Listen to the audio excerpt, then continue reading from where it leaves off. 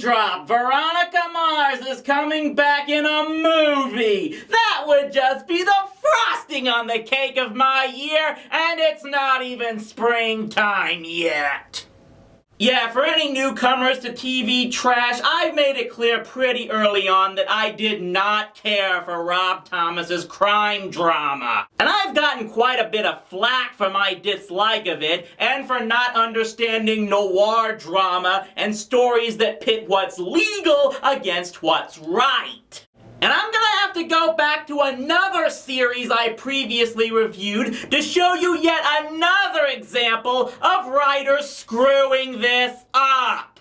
The last time I looked at Law & Order Special Victims Unit, I covered the episode Cold, which was like a combo of CSI Miami meets Chinatown when Casey Novak's time ended in one of the worst examples of character derailment ever. And while that still be my least favorite episode of this show, there was one all the way back in season 2 that had the first signs of where this series would be going, as we take a look at the SVU episode, Closure. The episode opens with a pretty standard L&O teaser. A 911 operator gets a call about a rape report, and Benson and Stabler are dispatched to the scene. Lori? Please don't come in here. Lori? This drain. I want the stuff out of here. Man, I know exactly how you feel, lady. That unsightly bathtub ring is a pain in the ass to get out. I'm sorry, I shouldn't use levity in this case. Sex abuse is a very serious issue, and this does a really good job showing its severity. But what's significant here is that Benson and Stabler recognize their perp's M.O. He washed her. Asked her, is this how you like it? His favorite neighborhood is tight, blonde, petite, single. Bastard's at it again. It's him. Kenneth Cleary. We had him and we lost him. We couldn't keep him, not our fault. Okay, they're referring to a suspect they pursued back in the 10th episode of the first season, which actually had the same title as this one. That episode was about Olivia trying to prove a victim didn't just make up her assailant, but when they discover that the perp is actually a serial rapist, they still can't bring him up on rape charges because the original victim simply can't provide enough evidence to link him. He hit me. Then what happened? He tried to kiss her. He tried to kiss me. He told me not to look. None of his victims could ID him. Heard sirens. Did you call the police? No. We got a witness. In order to get more evidence, our detectives have to find out whoever called 911, and once again, these scenes of their detective work is really well done as they deduce where the call was made. 2 apartments can see to the rape. Billy was here, but just long enough to take Hank out for me. You know, if I don't pass this exam... When you walked Hank, did he bark or lunge at a woman using the pay phone that's right down in front there? He's a guide dog. He's trained not to. Why don't you try the newsstand at the end of the block? You didn't get a look at her face, but you know she was wearing thong panties? I saw the panty line. She had a nice ass. This is more interesting to me than her face. I'm an ass man. I don't apologize for it. Oh boy, dude, Stabler's gonna put a shadow on you now. Records prove that the payphone did indeed call 911 and then called Cleary's home. Cragen sends Munch and Finn there as Benson and Stabler would blow their cover. Enjoy your screen time while it lasts, guys. It's gonna be non-existent before you know it. Some woman's harassing me. What does this woman say? Your husband's a rapist. Last night she said he's raping someone right now. Last night there was a rape in the building by the payphone that call was made from. Was your husband home last night? My husband's not a rapist. Man, I haven't seen someone that deep in denial since I had Jeannie blink me to the Egyptian pyramids and she got the trajectory all wrong. Okay, Mrs. Cleary notified the phone company after each harassing call. They all tracked the payphone. She said she ignored the first call thinking it was a prank. That first call came from one of Cleary's victims. Harper Anderson. So, yep, it goes back to the victim from the previous episode, who last time was a nervous pot user, which was why most of the other cops were hesitant to believe her. This time... You should be at his place, not mine. Harper, you can't stalk Cleary. Stalking is illegal. I surveil from a legal distance. You know, that's a pretty inappropriate time to debut that thing, guys! Okay, I get what they were trying for here. I like the concept of a victim taking charge of her life and not drowning in pity. The problem here is that she comes off as just as much of an antagonist as Cleary. It doesn't endear her to us when, one, she blames Benson and Stabler when we know they're two of the biggest bulldogs when it comes to pursuing rapists, and two, everything she does outside of the 911 call hampers their abilities to get Cleary. And we're clearly supposed to sympathize with her, given what's going to happen at the end of this episode. Harper's taking control of her own life. Oh, please. The detectives find a series of rapes in Philadelphia that coincide with business trips that Cleary made there. Well, then you're going too, John. Oh, what a coincidence. Why? You found rapes that match Cleary's M.O.? 3. You're interviewing the victims face to face. Something wrong with the facts? Philadelphia's SVU is under review for dumping rapes as unfounded. So yeah, there's absolutely something wrong with the facts. I don't trust them. Using other reports of stolen jewelry from the Philly rapes, Stabler makes one last plea to Mrs. Cleary to help them, while Olivia watches Harper pretend to shoot everything with a penis. There's something else. What?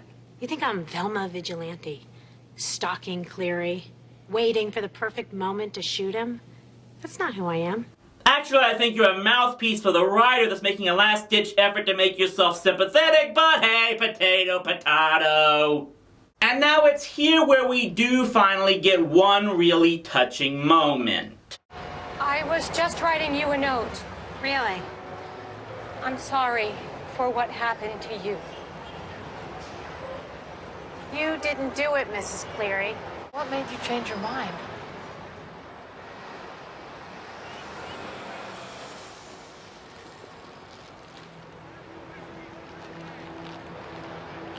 Kenneth Cleary, you're under arrest. So yeah, outside of my small issues with Harper, so far this hasn't been that bad of an episode.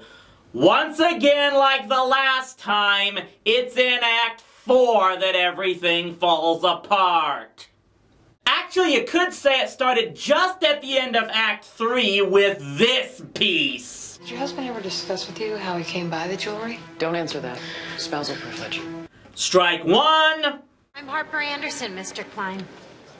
Your client raped me. I know how famous you are. Yes. You're gonna burn in hell. Yep, this guy's gonna burn in hell for making sure the Fifth Amendment is upheld. What is it about this show that wants to make every defense attorney evil? I miss Christine Sullivan. Save me the bedtime reading. How many motions are you filing? Omnibus. Eliminate to suppress and spousal privilege. Strike two! Give me a good reason not to throw out the jewelry. It doesn't fall under privilege. Nobody asked Cleary's wife where he got the jewelry.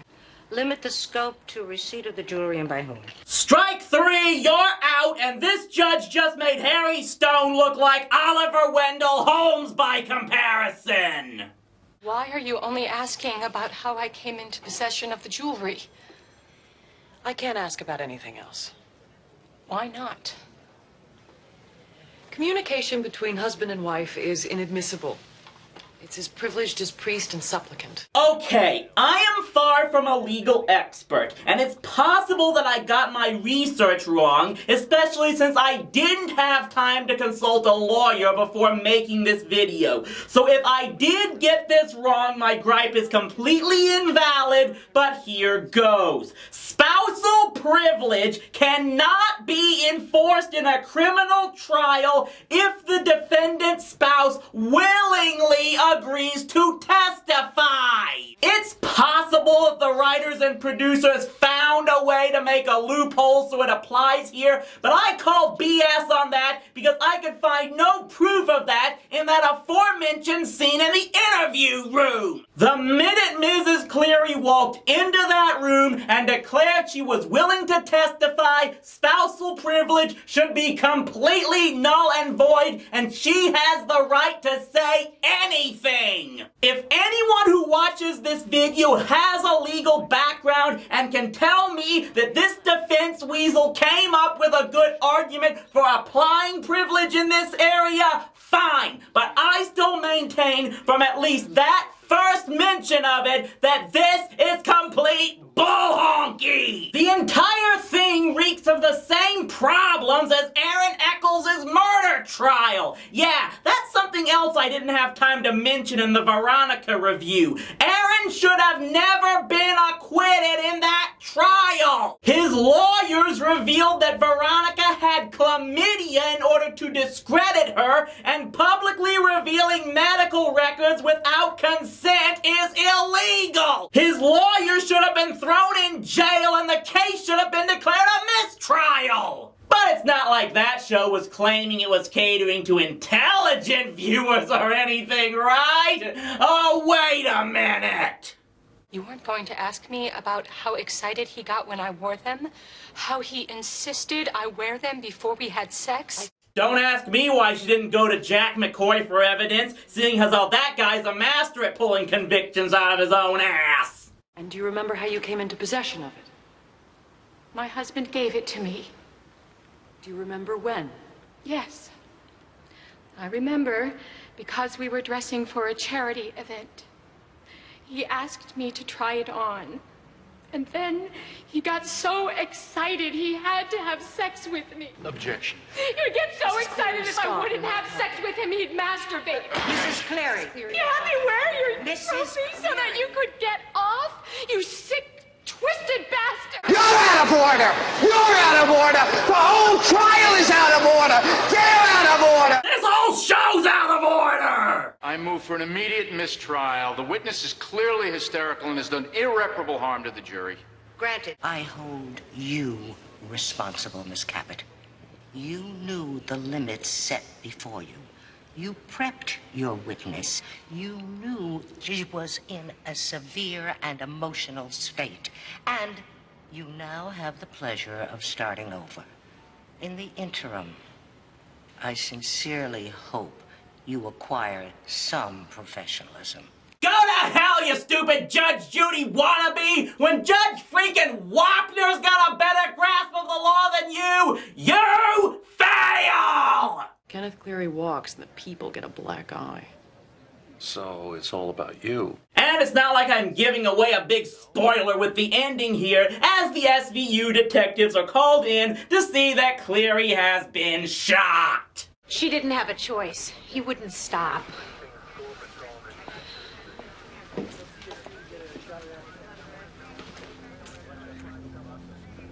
Who tried to clean up?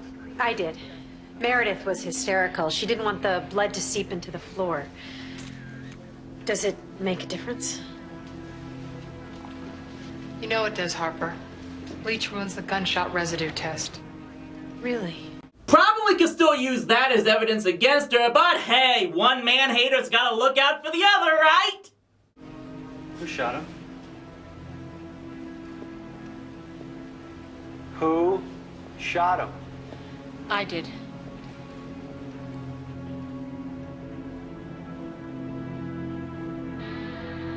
And thus Harper Anderson began her new life as the vigilante superhero Castration Girl!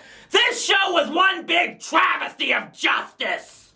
It's the absolute antithesis of what this franchise is supposed to have been! When you're trying to establish a story based on showing off how the justice system is completely screwed up and flawed, it doesn't work when the flaw in question doesn't really exist! At that point, it becomes wish fulfillment for the writers and audience who want to see vigilante justice and vengeance, which isn't what Law and Order is supposed to be about at all! Even if you could make an argument that the legal statutes used in this episode could be applied in real life, it's shaky at best in my opinion, and just not plausible enough to justify this episode's bitter Machiavellian ending. I know, I'm a whiny, holier-than-thou dork who just doesn't get noir drama. Why do I have to take these things so damn seriously? Because it can be done better, and I've seen it done better, and I'm gonna prove to you that it can be done better next time.